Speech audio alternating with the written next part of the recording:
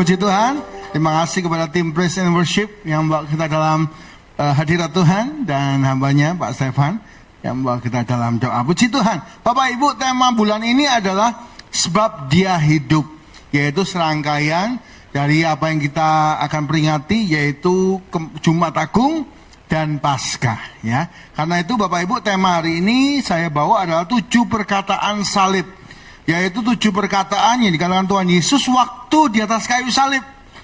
Bapak Ibu, saya bisa bayangkan ya, dalam keadaan yang hancur, dicambuk, dipukul, dipakaikan mahkota duri yang panjangnya itu 12 inci. Jadi Bapak Ibu, durinya bukan kecil-kecil ya. Kalau Tuhan Yesus itu dikasih mahkota duri itu 12 inci, ya, ditaruh di atas kepala, dipukul dalam keadaan yang sulit, menderita, kehabisan tenaga. Tuhan Yesus mengucapkan 7 perkataan ini. Dan biar setiap kita ya, sebagai orang percaya pengikut Kristus, kita mau sama-sama belajar. Walaupun dalam tekanan, kita tetap jadi berkat. Ya, Bapak Ibu Saudara, untuk 1 dan 2 saya bawa di ibadah setengah 7 ya. 3 dan 4 di ibadah setengah 9, dan sekarang kita bahas 5 dan 6 ya. 7 perkataan salib sampai nanti sore. Oke, kita buka sama-sama Markus 15 ayat yang ke-34 ya, di atasnya ya, multimedia di atasnya satu slide. Markus 15 ayat 34, mari kita baca bersama-sama Bapak Ibu Saudara. 1, 2, 3. Dan pada jam 3 berserulah Yesus dengan suara nyaring, Eloi, Eloi lama sabachthani, yang berarti Allahku, Allahku, mengapa engkau meninggalkan aku. Bapak Ibu Saudara, satu perkataan yang penting ya. Bapak Ibu Saudara, keterpisahan ini terjadi ketika dosa seluruh dunia ditimpakan kepada Tuhan Yesus, ditanggung di atas kayu salib. Karena itu Allah memalingkan wajahnya, Allah Bapa ya, memalingkan wajahnya. Bapak Ibu Saudara, kita belajar di sini, kita harus menghargai hubungan dengan Allah. Ya. Hubungan dengan Allah adalah hubungan yang sangat penting yang kita harus jaga. Prioritas, klik ya. Menghargai hubungan dengan Allah itu penting Bapak Ibu Saudara. Hari ini kita punya hubungan dengan Allah lebih daripada semua orang. Boleh katakan sama-sama lebih Bapak Ibu Saudara. Saya mau tanya dulu, sudah mandi semua? Nah, boleh angkat tangan ya, lebih gitu ya. Kalau enggak sebelahnya semaput Bapak Ibu Saudara ya. Bukan kegerakan roh ya, kegerakan bau Bapak Ibu Saudara ya. Oke, kita sama-sama lebih ya. 1, 2, 3. Lebih dari semuanya. Bapak Ibu Saudara, hubungan kita melekat kepada Tuhan itu sangat penting. Klik ya. Ayo kita punya hubungan yang melekat. Nah, ini penting bagi kita semua. Lebih dari hubungan kita dengan manusia lain. Lebih daripada hobi kita. Lebih daripada pekerjaan kita. Kita mau melekat kepada Tuhan. Membangun hubungan dengan Tuhan itu penting sekali Bapak Ibu. Ini yang seringkali kita lupa, ya. Wah, kita seringkali membangun hubungan dengan manusia, kita kasih banyak waktu. Punya hobi, membangun hubungan dengan hobi kita, baik itu golf, ya, baik itu apapun itu, mobil, motor, kita punya banyak waktu. Tapi kita seringkali lupa punya waktu dengan Tuhan. Lebih daripada pekerjaan kita yang harus kita kerjakan, kita harus melekat kepada Tuhan. Bapak Ibu Saudara, satu ayat bagian firman Tuhan yang sering kita baca, apalagi waktu COVID ya, waktu pandemi, ini ayat yang penting. Kita buka ya, Mazmur 91 ayat 14 sampai 16.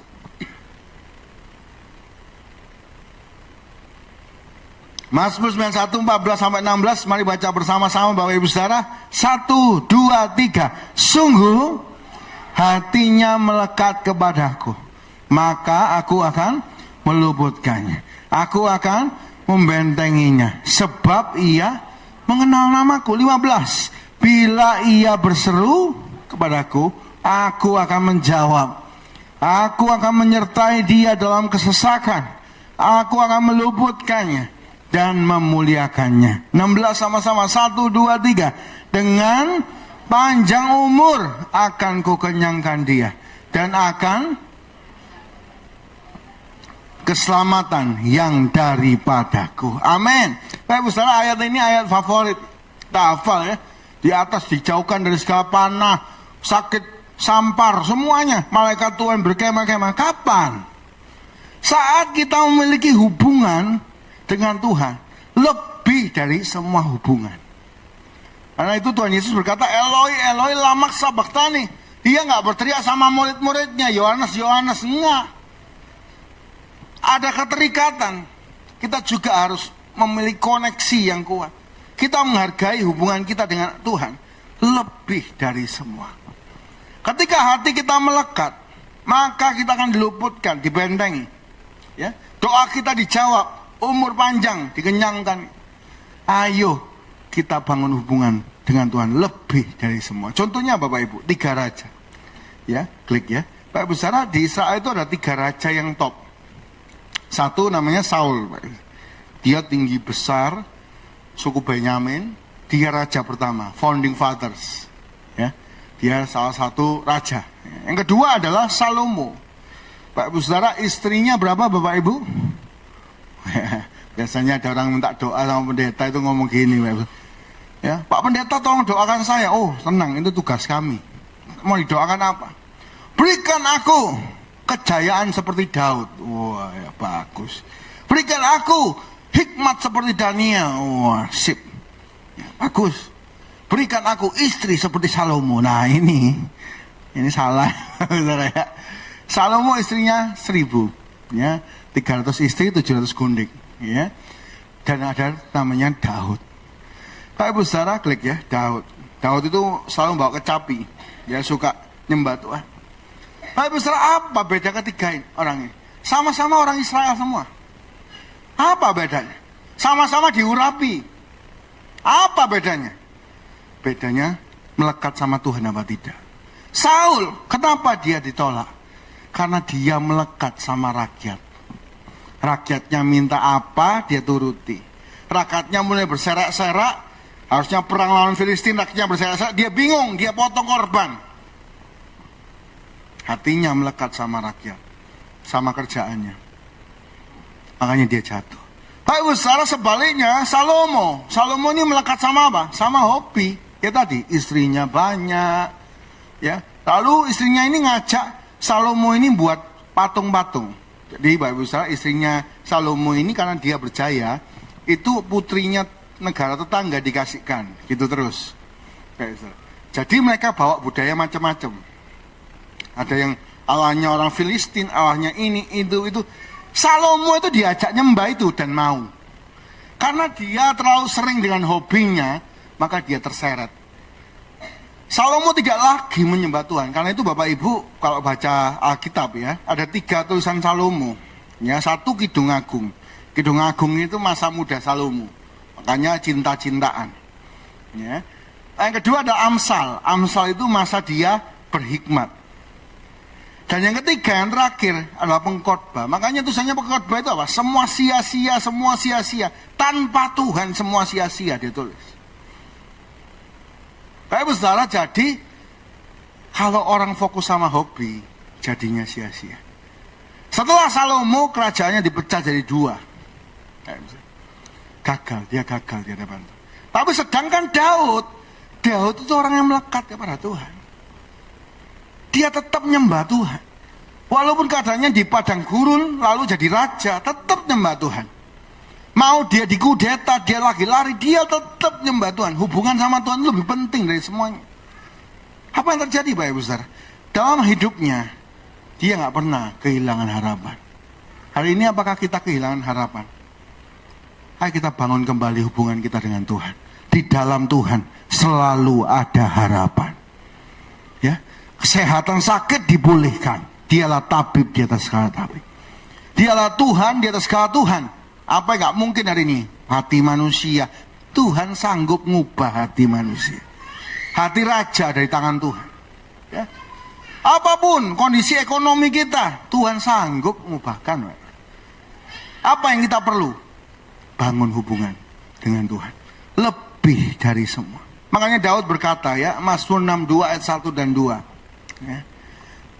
Untuk pemimpin biduan, menurut Yudutun, Mazmur Daud. Hanya dekat Allah saja aku tenang. Daripadanya lah keselamatanku. Hanya dialah gunung batuku dan keselamatkanku. Kota bentengku. Aku tidak akan jago ya. Daud itu saksi sama kita semua Bapak Ibu. Dia pernah minta tolong sama istrinya, namanya Mikal. Mikal ini anaknya Saul, anak raja. Apakah berhasil Bapak Ibu? Gagal. Dia minta tolong sama sahabatnya namanya Yonatan. Yonatan ini siapa? Anak raja, anaknya Saul juga. Gagal. Dia bingung kan? Dia cari siapa? Pendeta. Dia cari pendeta nabi yang ngurapi dia, namanya Samuel. Gagal. Dia cari pendeta lain. Kadang kita kan gitu ya, pendeta saya kurang sakti, cari pendeta lain. Kurang sakti. Dia cari Imam di Nob. Berhasil? Gagal. Imam di Nob 70 dibantai sama Saul. Waktu dalam pelarian dia cari pertolongan dari mana? Filistin. Dia cari tetangga sebelah. Berhasil? Gagal. Sampai dia ngomong ini, hanya dekat Allah saja aku tenang, daripadanya lah keselamatanku. Yang sanggup pulihkan kita, selamatkan kita, yang buat kita bertahan terus ada dalam perubahan. Bapak Ibu, di dunia ini apa yang pasti? Ya, yang pasti itu adalah perubahan. Semua berubah. Wah, sekarang kita mikiri ya, Amerika punya kebijaksanaan impor dan sebagainya. Mikiri weh. Ya, dan sebagainya. Kita tahu dunia ini berubah. Yang tidak berubah, Tuhan cinta sama kita. Tuhan pelihara hidup kita. Dan siapa berpegang pada Tuhan, dia mengalami kemenangan demi kemenangan bersama dengan Tuhan. Beri tepuk tangan yang terbaik buat Tuhan. Karena itu Bapak Ibu ya, nomor 1, Eloi Eloi lama sabachthani. Mari kita punya hubungan yang erat dengan Tuhan.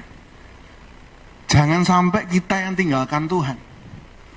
Kita melekat mengasihi Tuhan. Yang kedua Bapak Ibu, kita bahas hari ini perkataan salib yang ke-6 berarti ya, 5 dan 6. 6 kita baca Yohanes 19 ayat 30. Yohanes 19 ayat 30, mari kita baca bersama-sama. 1, 2, 3. Sesudah Yesus meminum anggur asam itu, berkatalah ia, sudah selesai. Lalu ia menundukkan kepalanya dan menyerahkan nyawanya.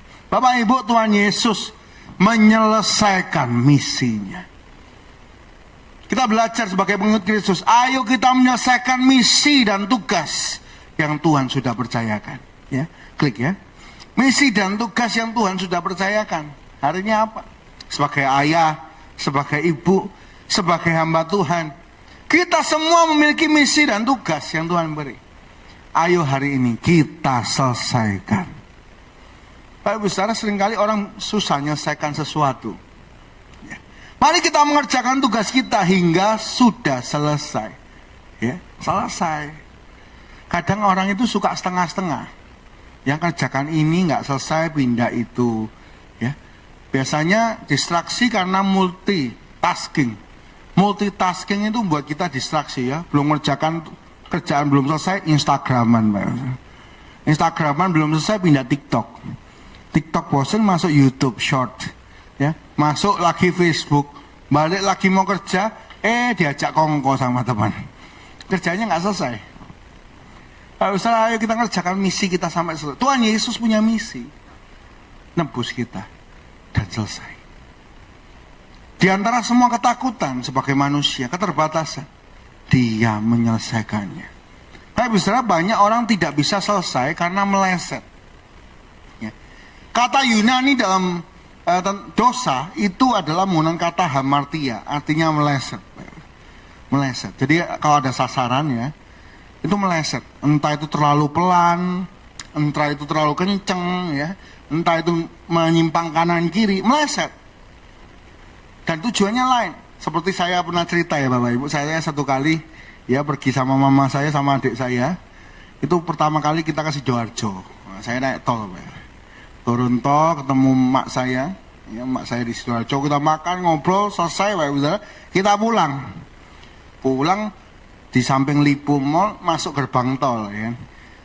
1, 2, 3 itu rame Bapak Ibu, paling kiri kosong. Daripada lama ya, saya masuk kiri, seret, masuk ke Malang. Tadi artinya mau Surabaya, jadinya ke Malang. Kayak misalnya kadang itu meleset itu sedikit, tapi efeknya itu besar. Kita seringkali melesetnya sedikit, Tapi itu efeknya besar. Contohnya Bapak Ibu, contohnya adalah perumpamaan hamba. Perumpamaan hamba, dia meleset cuma sedikit loh Bapak Ibu. Dia cuma nggak tahu jati dirinya, hamba itu harus kerja. Dia nggak mau. Makanya terjadi apa? Dia meleset, hamba seharusnya kerja, kok malah mendem talenta.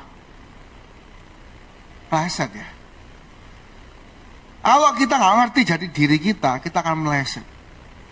Ya. Ayo kita semua jadi hamba Tuhan yang baik dan setia. Kita menyelesaikan tugas yang Tuhan beri.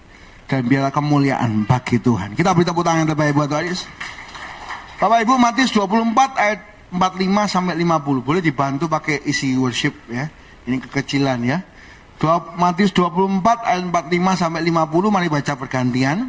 Saya 45, Bapak Ibu saudara 46, begitu seterusnya sampai 50 ya. Bapak Ibu, ternyata kenapa kok hamba itu bisa meleset? Ada 3 hal, nanti kita bahas ya. Satu tadi, dia lupa identitas mentalnya. Yang kedua dan ketiga kita baca dari sini. Matius 24 ayat 45 sampai 50. 45. Siapakah hamba yang setia dan bijaksana yang diangkat oleh tuannya atas orang-orangnya untuk memberikan mereka makanan pada waktunya? 46 Bapak Ibu Saudara, 1, 2, 3.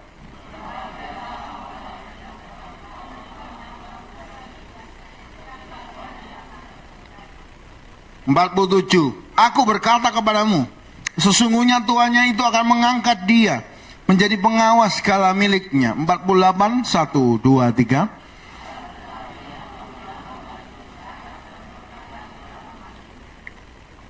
49. Tuanku tidak datang-datang, lalu ia mulai memukul hamba-hamba lain dan makan minum bersama-sama pemabuk-pemabuk. 50, 1, 2, 3. Maka Tuhan hamba itu akan datang pada hari yang tidak disangkanya dan pada saat yang tidak diketahui dan akan dihukum. Bapak Ibu Saudara, ternyata apa yang membuat hamba itu meleset? 1, dia nggak paham tugasnya. Klik ya. Tugas misinya ngerjakan talenta, dia pendam. 2, dia mukuli hamba-hamba lain. Mulai nggak fokus kerja, mukuli hamba yang lain. Ya, jadi Bapak Ibu, kalau hari ini kita fokusnya itu benci sama orang lain, kita fokusnya itu kepahitan, berarti kita sedang meleset. Ya. Hamba-hamba Tuhan bisa kayak gini? Bisa. Kalau lupa panggilan, bisa. Lanjut Bapak Ibu Saudara. Makan minum mabuk. Karena dia mabuk dunia. Wes, Tuhan gak datang-datang, kesel pelayanan ya. Mending kita makan minum aja ya. Mending kita mabuk. Bapak Ibu Saudara, 3 hal ini ya. 1, klik ya, malas dan minder. Biasanya orang itu gagal melayani Tuhan dengan baik karena mentalnya kena. Malas. Pak, ayo pelayanan. Nggak usah lah pelayanan, malas Pak. Time is family, time is money dan sebagainya. Yang kedua, memukuli hamba lain karena sakit hati dan marah. Bapak Ibu, iblis itu ganggu kita gimana? 1, dibuat males, dibuat merasa nggak layak. Allah, kamu loh dosamu ABC, masa kamu mau pelayanan, masa kamu mau datang gereja, dosamu loh kemarin loh kamu berdosa. Itu iblis kerjanya. Dia hantam nomor 1, minder. 2, malas. Allah, gak usah lah pelayanan buat apa, happy aja tidur di rumah. 2, iblis itu ngantemnya apa? Emosi kita. Marah sama gereja, marah sama teman, marah sama keluarga. Sering Bapak Ibu yang digoncang waktu kita mau pelayanan itu emosi kita.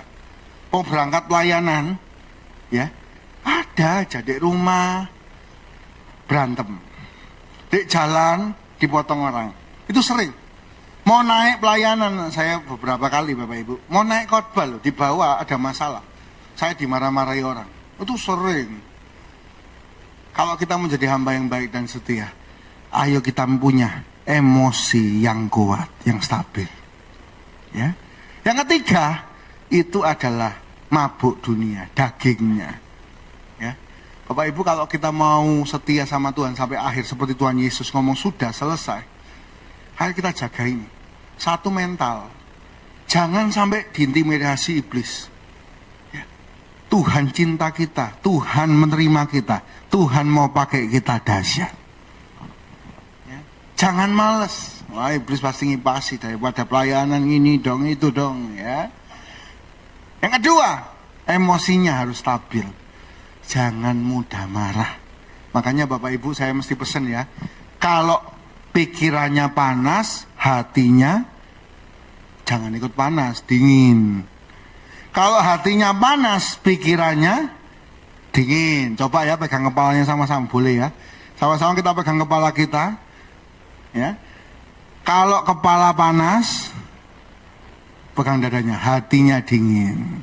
Nah, kalau hatinya panas, kepalanya, nah itu Bapak Ibu akan stabil. Jangan sampai pikirannya panas, ruwet di kerjaan. Ya, makanya saya sering lihat orang kerja itu kepalanya panas sampai dipukuli. Karena kepalanya lagi panas, hatinya jangan ikut panas. Bapak Ibu, secara ini loh, iblis itu ngejarnya ini. Satu, mentalnya digerogoti, pikirannya dimasuki, ya kamu masa layak kerja, masa kamu layak pelayanan, masa kamu layak ke gereja, apa sih talentamu, nggak usah kerjakan talenta dan sebagainya. Yang kedua, emosinya dihantam. Wah, dikasih kemarahan ya, dikasih salah sedikit ya. Bapak Ibu, satu kali saya datang ke tempat teman saya, lalu teman saya cerita, kok itu loh, singer itu loh, apa? Iya, ibu-ibu itu nggak tahu kenapa ya. Waktu itu Natal, yang singer itu ibu-ibu semua. Ya. Mereka pakai konde. Ya. Lalu ketika mau naik, kurang 3 menit, ibu-ibu itu ngajak ke kamar mandi. Nggak tahu kenapa ibu-ibu itu ke kamar mandi bersama-sama. Gerudukan, ini nggak tahu kenapa. Setelah sampai di sana, kamar mandi balik, waktunya naik, ada satu ibu nggak mau naik. Loh kenapa? Soalnya konde miring.